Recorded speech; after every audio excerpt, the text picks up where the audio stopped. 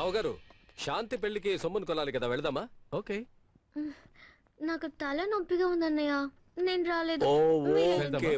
Okay okay బావగారు ఇంకా చాలా అరేంజ్మెంట్స్ ఉన్నాయి. బాయ్.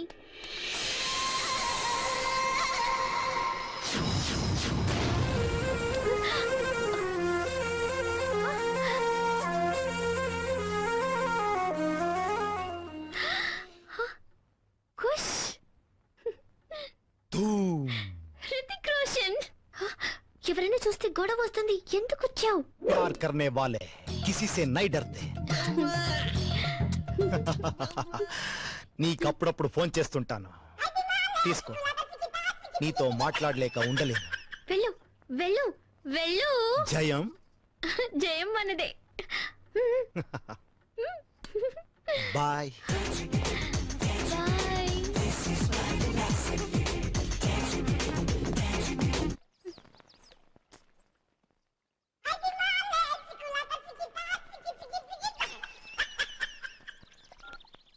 హలో హలో, ఎవరు? నేను జానీ వాకర్.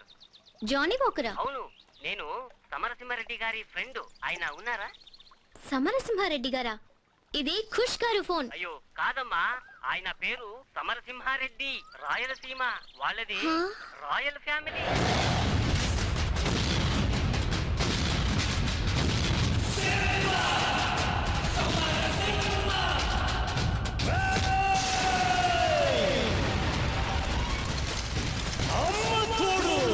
ఆయన కలియుగంలో పుట్టిన మహాపురుషుడు.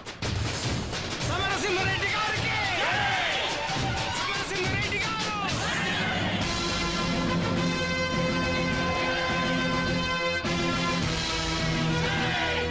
అంత పెద్ద మనిషి ఆయన. అయితే నా శత్రువు నా కాళ్ళు నరికినాడు రా, చెయ్యి నరికినాడు. అశుద్ధం కడుక్కునే చేత్తో అన్నం తినేటట్టు చేసినాడు. ఆ సమరసింహారెడ్డిని చంపి వాణ్ణి ముక్కలు ముక్కలుగా నరికి నా కాళ్ళ దగ్గర పడేసిన వద్దు చూపించడు మీ ముఖాలు నాకు. పండిరా పండి. ఒంటరిగా నిలిచిన ఒక్క మగాడు.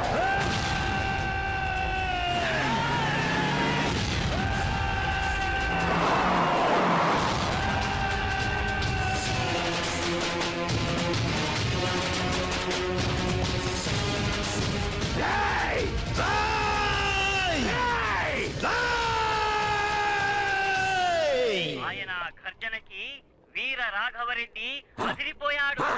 అరవద్దు, అరిస్తే అమ్మ తోడు అడ్డంగా నరకేస్తా. సమరసింహారెడ్డి, నిన్ను చంపి నీ శరీరాన్ని ముక్కలు ముక్కలుగా నరికి సీమలో ఇసిరేయకుంటే నా పేరు ఈరరాఘవరెడ్డి కాదురా. నీ అమ్మ నిన్ను నిజంగా రాయలసీమ గడ్డ పైన కనుంటే, నీ అమ్మ పాలు నీ తాగుంటే, నీ అబ్బ నీకు మొలతాడు కట్టుంటే, నీ మూతి మీదున్నది మొలచిన మిసమే అయితే రారా రా, నన్ను చంపు రారా రా.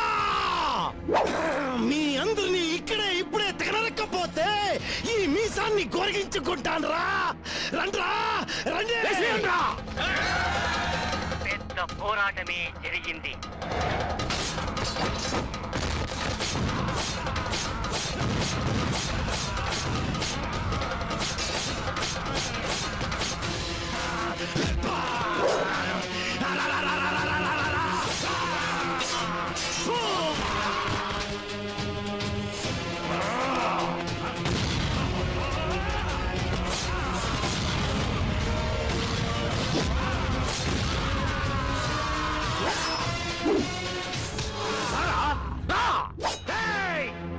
పిల్లల్ని కుక్క పిల్లల్ని చంపడం కాదురా, పులి పులి చేతుల్లో సత్తురారా. నిన్ను చంపేకి కత్తి ఎందుకురా, ఈ చేతులు ఎందుకురా, తొడ తట్టడం ఎందుకురా, ఈ కంటి చూపులు చాలురా.